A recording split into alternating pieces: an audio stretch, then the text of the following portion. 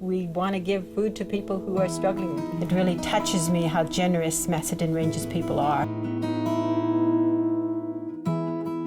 So we have a supermarket-style pantry where people can come in and choose their own food. We offer fresh fruit and vegetables, refrigerated goods, frozen meals, and pantry stock, so tin food, cereal, milk, all your basics and essentials.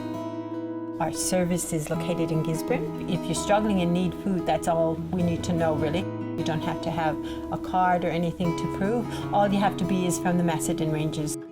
Whilst the pandemic is on, we are by appointment only, so we are asking that people call ahead. Then they can come in, see myself or the Foodbank coordinator on the day. We'll sit down, have a conversation and work out what your needs are, and from there you can come through and do a shop like you would at the supermarket. People associate food banks with homeless people, and we want people to know everyday normal people who live in your street, whose kids go to the same school as yours, come and use our service. The thing I hear the most is, I've paid all my bills and I've got nothing left. I think anyone who thinks of coming in and hesitates, I'd say don't. We want to give food to people who are struggling. Life can hit us with all sorts of things at times, and it shouldn't be something that we're ashamed of. Every person that walks through these doors, whether you are here to use the service or to be of service, you are valued.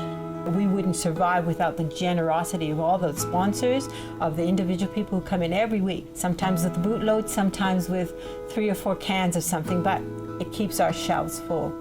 We're a community, and there's people out there who care. We care about each other. We care that there's a hungry person there, and yeah, of course it gives us, I think all of us, it gives us a good feeling that we're helping.